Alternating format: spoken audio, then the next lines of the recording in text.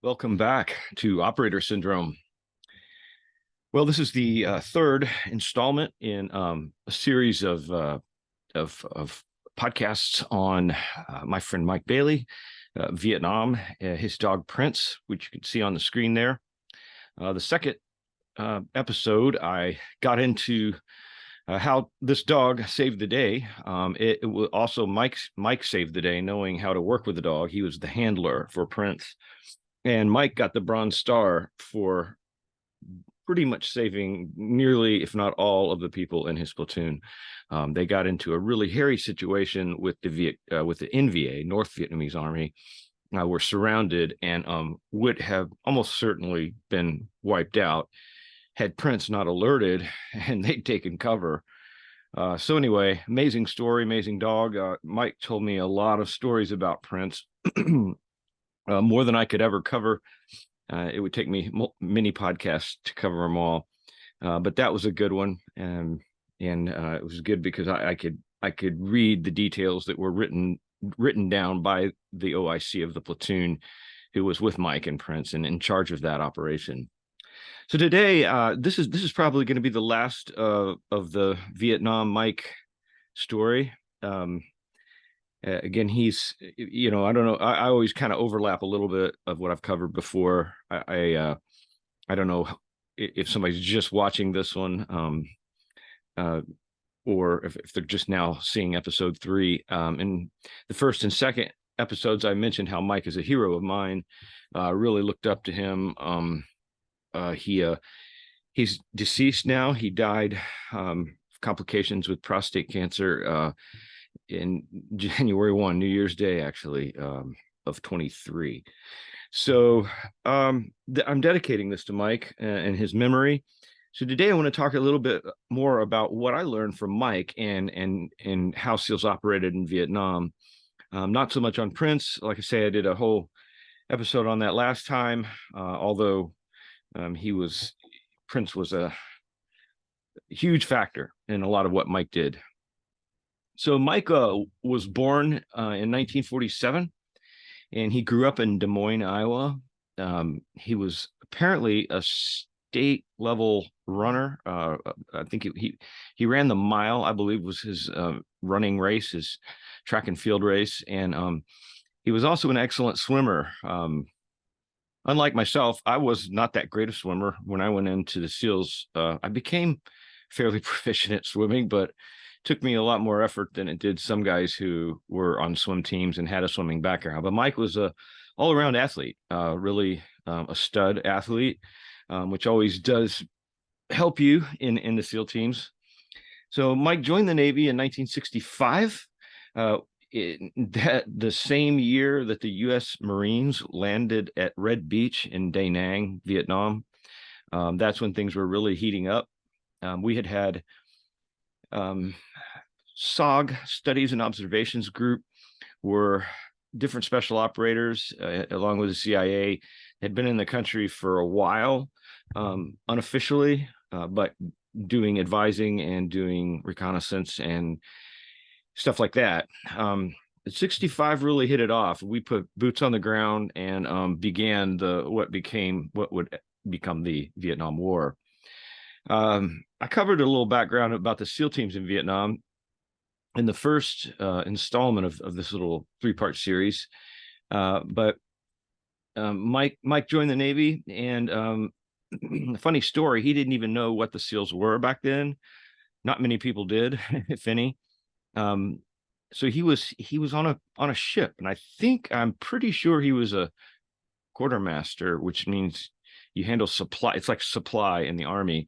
You handle logistics. And he had this really mean, like, senior chief who was in charge of him.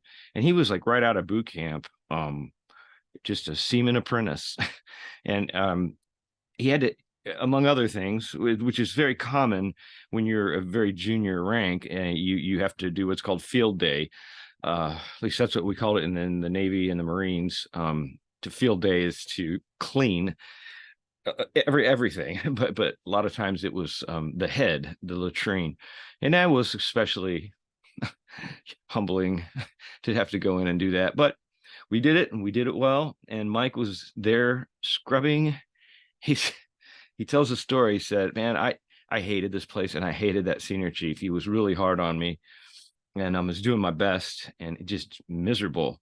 And so the guy, he came in one day, and Mike was cleaning a toilet, and the senior chief bent over and said, "This isn't. There's mineral buildup on this. You got to do it over again." And Mike's like, "Well, how am I don't have the tools to get that off of there. All I have is a sponge and some cleaning solution." And the senior chief bends over the toilet and takes his fingernail and starts scraping it off like this, he said. And Mike said, "That's when I knew I got to get out of here." So he heard about a group called the SEAL teams, and they were recruiting for it had only been around for 3 years. They came out of the UDT teams of World War II, but they were just now recruiting for this new duty, and they needed as many people as they could get who could pass the screening and get into what was BUDS. It was Basic Underwater Demolition SEAL, which is the basic boot camp, a basic training to go on to qualify to be a SEAL.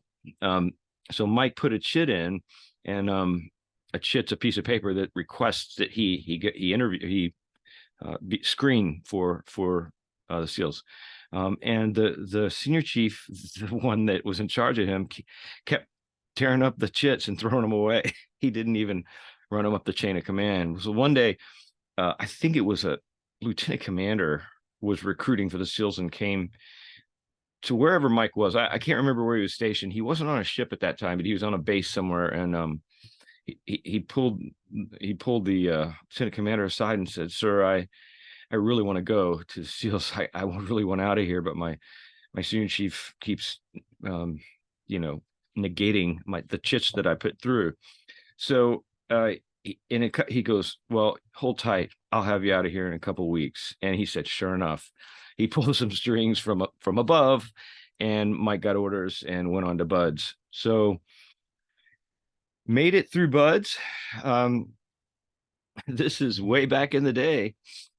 This is BUDS back in the day. And there in the very center, closest up, is Mike. Very lean and mean, as all these guys are, put them through hell like they always did. And standing at sort of at attention. Who knows what they were doing here? I don't know exactly what the evolution was. I never found out, but Mike was always tough as nails. His nickname in Vietnam, everybody got a nickname, and at least in the SEALs, we always gave everybody a nickname, and his was Spike. And one time I said, "How did you get the name Spike, Mike?" And he said, "Well, because I like to punch people when I got drunk and whatever, like a lot of young crazy kids do." But at age 22, the young Mike Bailey deploys to Vietnam with his dog Prince.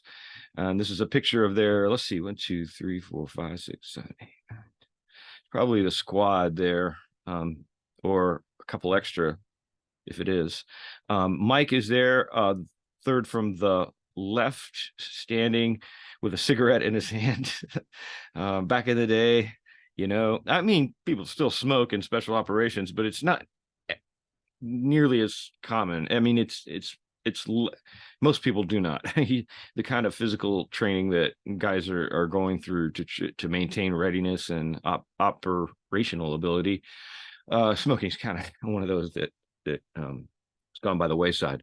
But anyway, there's Mike, and some guys. You can see the tiger stripe shorts. They're just, obviously this isn't a mission or anything. They're just goofing around on probably on their base. I believe this is at Mytho, Mytho, which is down in the Mekong Delta area in Vietnam.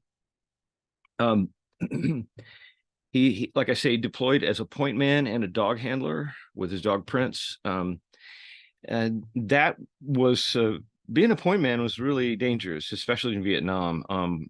You're the first one to walk into a booby trap, an ambush. You're usually the first one to find out what's going on, for good or for bad. And now Mike he said once when he was working with Prince, he wasn't always able to work with Prince. And as I mentioned in the episode previously, in the Mekong Delta, it was a lot of waterways. It is the Mekong is the river, and the Delta is all these intertwined channels and delta of the Mekong, where it goes into the I believe it's the South China Sea, the ocean. And it's hard to work with a dog in the water, in and out of the water. They make too much noise. They splash around. It's just not their ideal environment. So um, the Viet Cong, uh, word got out what the SEALs were doing and that they were pretty good, and that you didn't want to mess around with them if you could help it. So the Viet Cong named they came up with a name. They didn't know SEAL, but they came up with the name Devils with Green Faces, because many times SEALs were camouflage in the jungle. So Devils with Green Faces became their nickname. And Mike told me a story. I thought I'd tell a couple of the stories that he had recounted to me. One, and this was, it wasn't a super, well, it was super scary at one point, but they ended up not making contact until they got to a what do you call him? A village chieftain. He was a Viet Cong leader that they were looking for. Actually, the CIA wanted him, but anyway, he went out on, and I'll tell you a little bit more about the program in a second. But this particular mission was a CIA sponsored mission to capture this guy. Well, they were going up a river in sampans.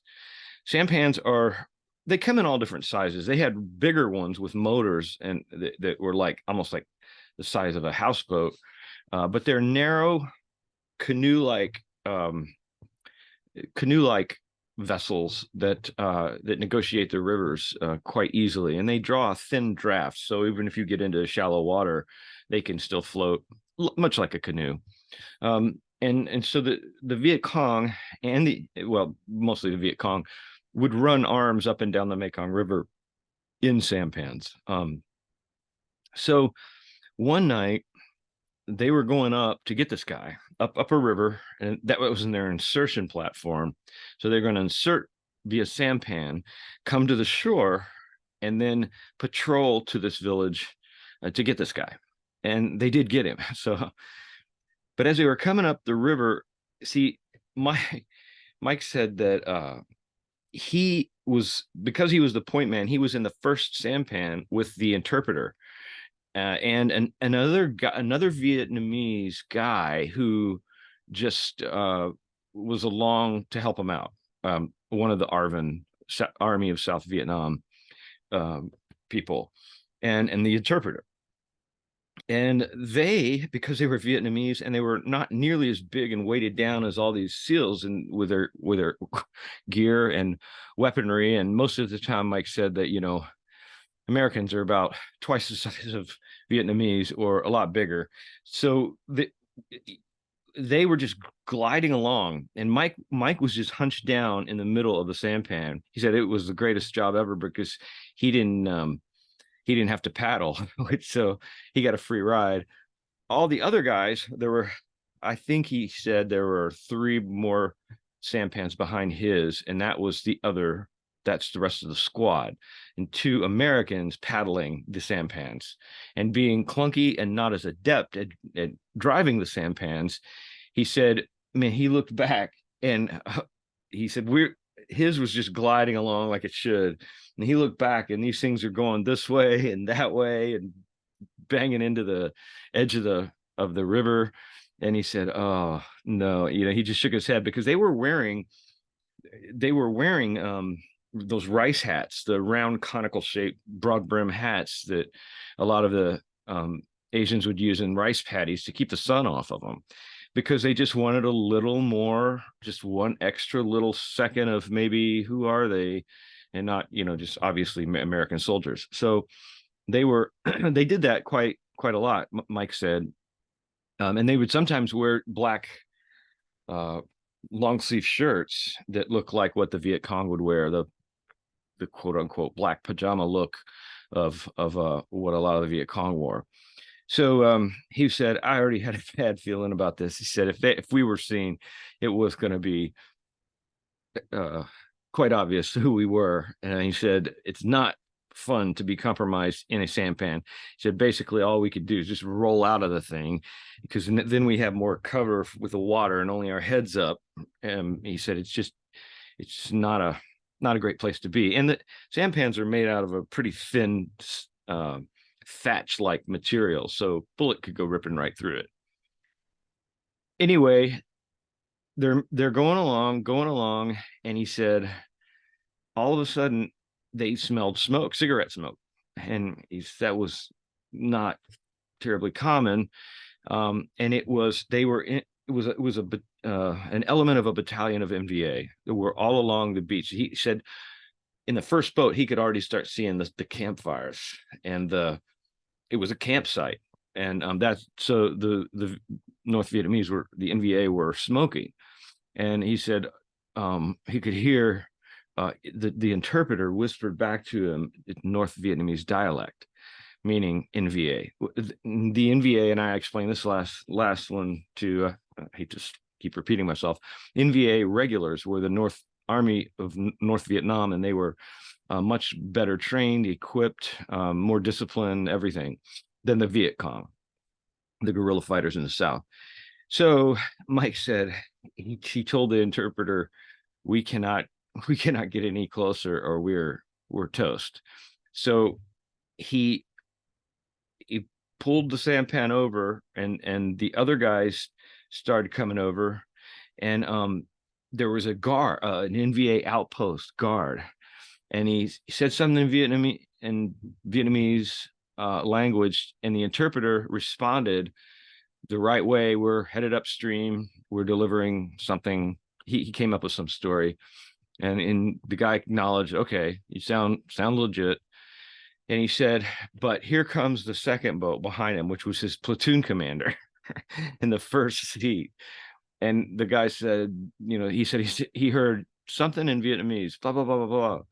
And then a little period, because he was like, this is it. This is the gig is up. And the next thing you know, he hears, pow. His platoon commander shot him with his AR. And that was it. And my first question was like, whoa, what about all the NVA up ahead? Why didn't they just come running? And he said, because they a lot of times would just shoot guns in the air for no reason. Now a unit like an American unit that would think that was unthinkable. If you've ever served, you would never discharge your weapon, especially in the air, just randomly. But he said they would do it just to blow off steam or whatever.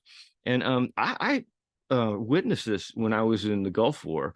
When we were in Kuwait City during the liberation of Kuwait City, I saw a number of Saudi and Kuwaiti fighters just pop out, let off a burst in the air, kind of a celebratory burst or a bravado. I don't know what it was, but it certainly wasn't how we operated.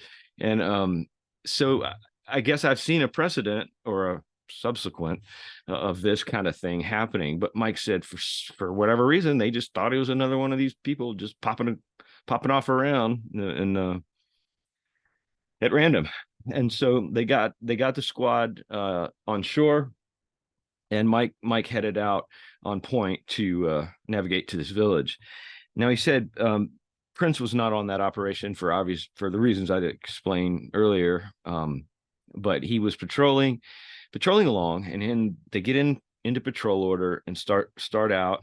And he said he had stopped to like look at his compass or something, and he heard steps coming toward him in the jungle, and he said he didn't know who it was, but was very concerned. He said the first thing he did was pull out his 45 and thought he could maybe just pop him with one shot and get away with it like the platoon commander had done. And they were now, he said, almost a click away from the NVA. So they may or not even have heard him at that point.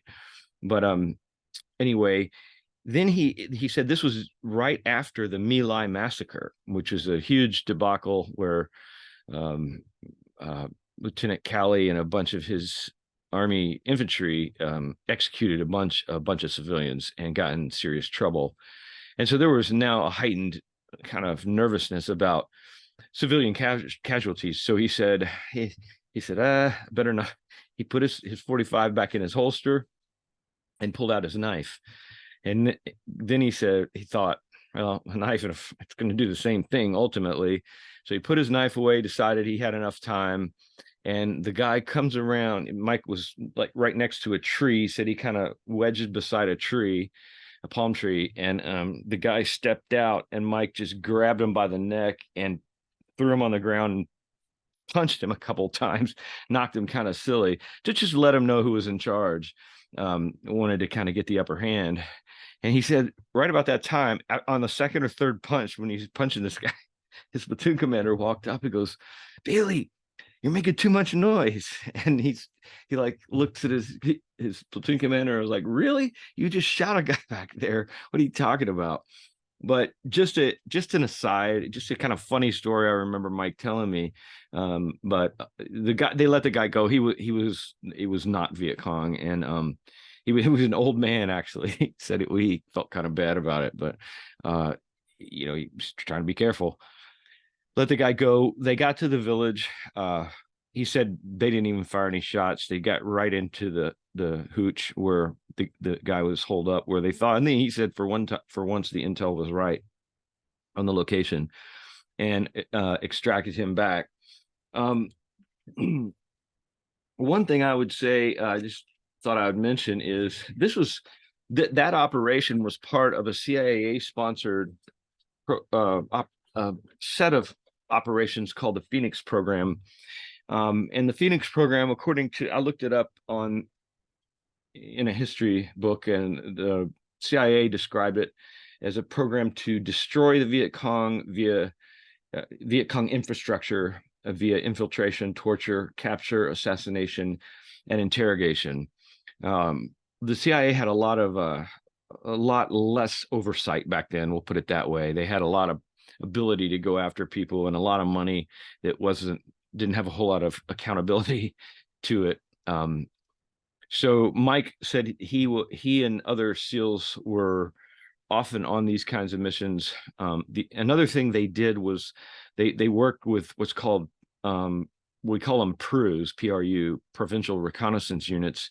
These are South Vietnamese volunteers to be trained to go and do some direct action SEAL-like work. A lot of times SEALs would go as advisors, but they also would go out on and combat with them and lead them. The provincial reconnaissance units were trained by a Green Beret A team that ran a kind of a boot camp for them to teach them all counterinsurgency. And that's again what the Green Berets were really good at doing, is training the locals on our side to how to fight. So yeah, so that's another story of Mike, and one of the missions he was on. There was one other mission I thought I'd mention. He told me so many.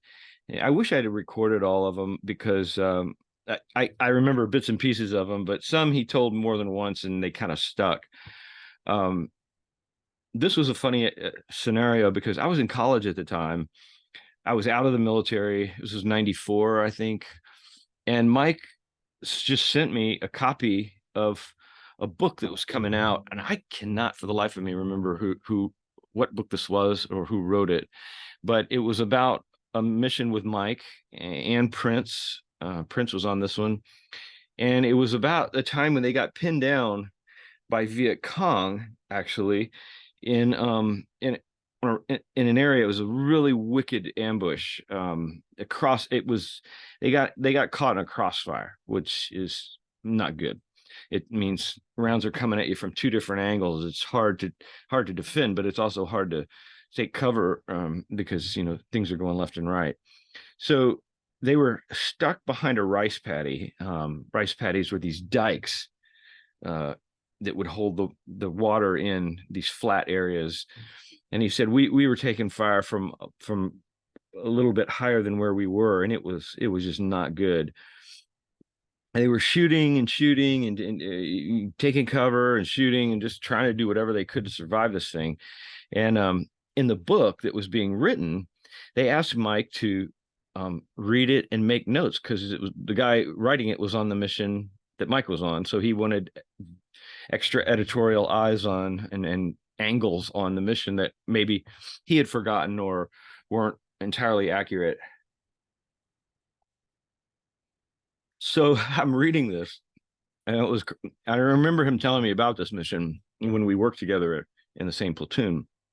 And it said in the text, and Mike would just write in like in pencil his comments, and sent the manuscript back to the author who could revise or whatever.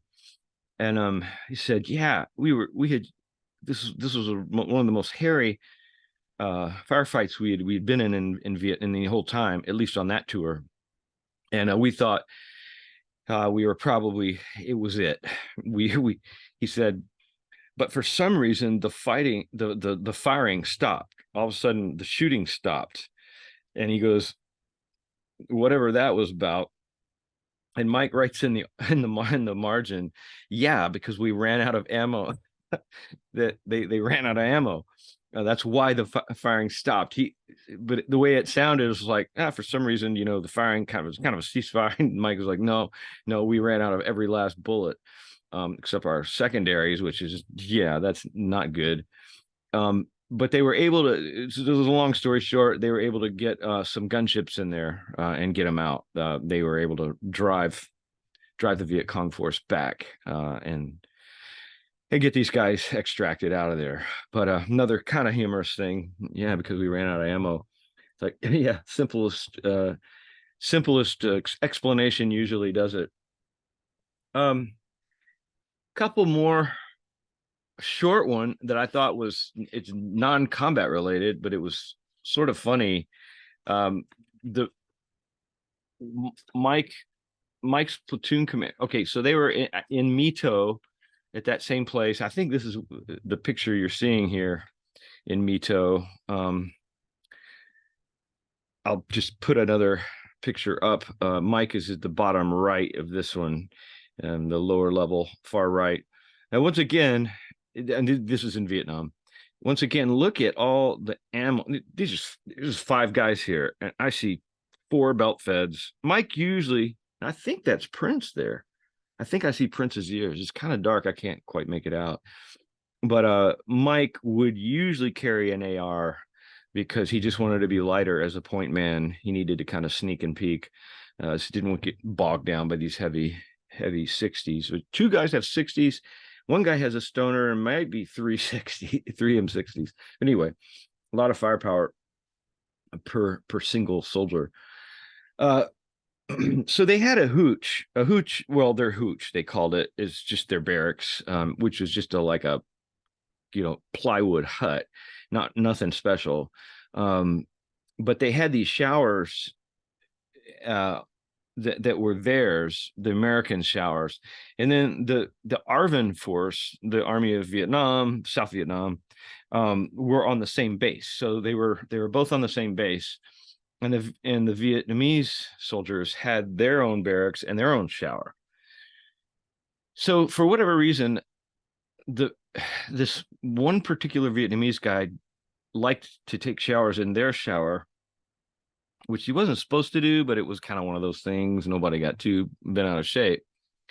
Except after a while, he said it was a common thing for the Vietnamese to clean out their rice bowls and dishes in the shower, which that seems strange for us here in our culture, but they would do it, and it was just running water, so they'd clean the rice bowls out. Well, the rice would clog up the drains eventually, and it would get stopped up, and it would be a big pain in the ass, and you'd have to get it snaked out or plunged or something like that. So he said one day there was this big Vietnamese guy that kept doing this. And he goes, honestly, he's the biggest Vietnamese guy I've ever seen. He must have been 6'2" and 200 pounds. He goes, most of the time they were half that, just because genetically they're just smaller.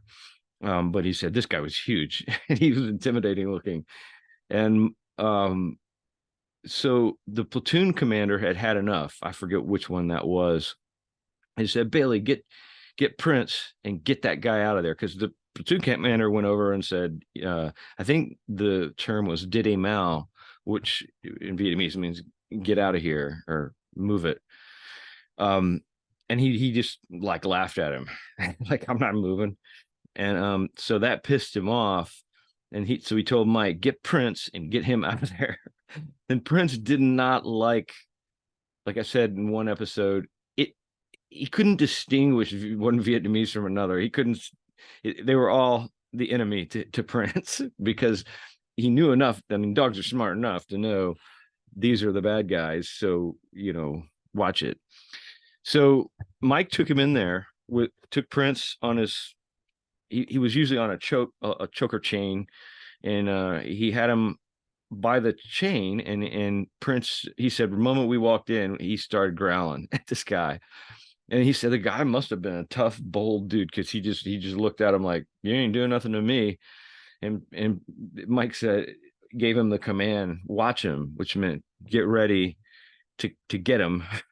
There's this preparatory command. And he said Prince just starts growling, low growl, and leaning forward. And the guy still didn't seem to care. And so Mike sicked him on him. He let him go and gave him the attack command. And he said, man, Prince went right back. I mean, they're so fast. German Shepherds are just incredibly fast. He was all over this guy. And he said he will clamp on the first thing he sees, he comes to. And this guy was standing there in the nude, and you guessed it, he just engorged on this guy's crotch, just grabbed him. And he said the guy just went sheet white and passed, just fainted, dead away. And he said his command to let go was out, right? But he said that never was Prince's strong suit.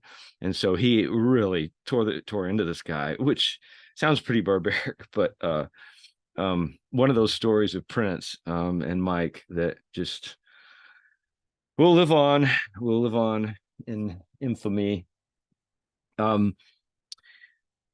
I think the last Vietnam story I want to tell, Mike got the Purple Heart. He was awarded the Purple Heart. I asked him about it, like, how did you get that? Everybody wants to know. And he said he fell in a punji pit. So a punji pit, the Viet Cong would make, it was a form of booby trap where they would dig a pit, sometimes rather deep, and put a spiked, they would sharpen these bamboo stakes, like 2-inch ones, so significant, and sharpen them to real sharp, and plant them down in the bottom of the pit. And a lot of times sometimes they would put feces on the end of them to try to induce infection, but not always. Mike said the pit he fell into they didn't think they had any feces on them, because there was a lot of water in the pit, and even if they had, it probably washed off. But he fell in, and it got one of his ankles and one of his arms as he tried to brace, and I think under his shoulder, he got hit 3 places by punji pits and tore him up pretty good. I don't think he had to go home, but he was definitely out of the field for a month or so during that deployment. So tough guy. What do you say? This is about the time I knew Mike. I was just this was a little before or a little after when he was my instructor. You see him there in the blue t-shirt and the either green shorts or green long pants. The SEAL instructors, that was their uniform. They would wear just a plain blue t-shirt. All it said is UDT SEAL instructor, which I don't think you could make that out on his shirt. And then green, just olive drab pants, or shorts. They had 2 different options. So here's Mike in the Bud's armory, and he's showing. This is an admiral here. This guy in the white. He's not a SEAL. I can tell he's a. I think he's an aviator. If I can see that, I can barely see the pin that he's got on his uniform, but I think he's a naval aviator. But he's an admiral, so he's way up, and he's wanting to suit the SEAL Bud's training facility. And there you have it. And so you can see some of the weapons. Um, yeah, I see a shotgun, a 203 grenade launcher, a couple of ARs. I don't see a stoner there, just a 260s. That's let's see. Yeah, the one in the very closest is the E2 M60. That's what I carried and used. It was a lighter version of the 60. That 60 behind it that you can't really see. I can see the tray cover. Tray covers are exactly the same, but it's the old Vietnam style M60, and those things were heavy. But anyhow, I mean, even the E2 is heavy compared to like an assault rifle, but it's a lot. The Vietnam thing was a lot heavier. So that's Mike, putting on what we call a dog and pony show. I have to say and inject here, Mike is one of the funniest guys I've ever been around. I don't think I'll meet anybody funnier than Mike. Maybe somebody as funny. I don't know, but he was awfully funny. He could just make us crack up in the middle of situations where it didn't call for a lot of humor, but he could somehow he was so sarcastic. I mean, that was his big thing. And just such a great operator. I mean, he had so much knowledge and intelligence, just a smart guy, and could figure almost anything out, came up with innovations that I think they used in training young SEALs and even in the teams, based on his experience in Vietnam. And the other Vietnam SEALs I met, Master Chief Scarborough, Half-Ass Mac, James McCarthy, Master Chief Hayden, Roy Dean Matthews. These are some of the guys I met, and they were at the very kind of toward the end of their career, but were Vietnam guys. They couldn't say enough good about Mike. They were just like, yeah, you could count on him every time. And that isn't always the case. Yeah, even in special ops, even in the SEAL teams, some guys are not good operators, but Mike was. I'll tell you one more last one, and I think I'm getting a little long here, but Mike, I was working in training with Mike at SEAL Team 5. This is years later after Mike was a Bud's instructor, he came to SEAL Team 5. And after our platoon, we both ended up in training department together. I was doing assaults again for the second time, and Mike was doing land warfare, fire and movement, stuff like that. And I happened to be, we had desks right across from one another. It was the old school desks in kind of an open room, and everybody had their desk, and, a lot of joking around, a lot of good times. And there were pictures on the wall. I'm sure they don't have them there anymore, because this is back in the day. There was a lot less political correctness in the military. I mean, you might not think that's the most politically correct place there is, but it can be. And it's changed a lot. Military's changed a lot of that for the better, I think. Who knows? But these pictures of Vietnam all around our training department wall, I mean, they were taken by SEALs over there. And there was this one, and gets a little macabre, in my opinion, was of a dead NVA soldier laying face down, and of all things, a patch of like daisies, like in full bloom daisies. And it was a surreal looking photo, because here's all these flowers, and then this guy is just laying there. Like I say, that wouldn't fly anymore, and probably shouldn't have flown then, but it was there. That's what it was. And an admiral, much like this scenario here, had come to tour the SEAL team. He wanted to see what the SEALs were all about. He was not a SEAL, and so believe it was our CO was giving him the tour. Our commanding officer, who was usually a commander back then. I don't know what they are now. But the commanding officer, commander, was taking this admiral around and showing him, and he brought him into training department, and we're all at it, tension on deck, all that. Yeah. And he puts us at ease, and we kind of sit back down, and they were like, carry on, you guys got work to do. And I hear Mike was sitting right across from me, and the admiral was looking at the pictures around the room, and kind of, no, not all of them had dead bodies in them. I mean, some of them were just guys decked out in their gear, and pictures like I've shown in this slideshow. And he goes, "What's this here? What's this one?" And he points to the one with the dead NBA soldier. And Mike said, he just popped off right in the middle. He goes, "Oh, sir, we like to call that 'Where Have All the Flowers Gone?'" That's a song. I don't know. I think it's a 60s or 70s song, but we could not hold back our laughter. And I think the admiral laughed, thankfully. He thought it was funny too. But man, Mike, I mean, he could just pop them off. Just a real character, but a great guy, and one of my all-time best friends. So second to the last slide here, I just wanted to show you a picture. There's Mike on the left. This is when I was in a platoon with him. In the middle is one of Eric Hatter is his name. Eric Hatter. He was one of our buds as well. Not buds, but our friends. And then that's me on the far right, sweating. You can see the sweat on my t-shirt. We were in Malaysia, and it's hotter than blazes there. We were training the Malaysian Special Forces. Man, it was hot. We're all in shorts. Eric doesn't even have a shirt on. And you can see these are some bunks. This one didn't have a mattress on it. That's why we were using it. As you can see, we're making gourmet coffee. Coffee was a big motivator for us all the time.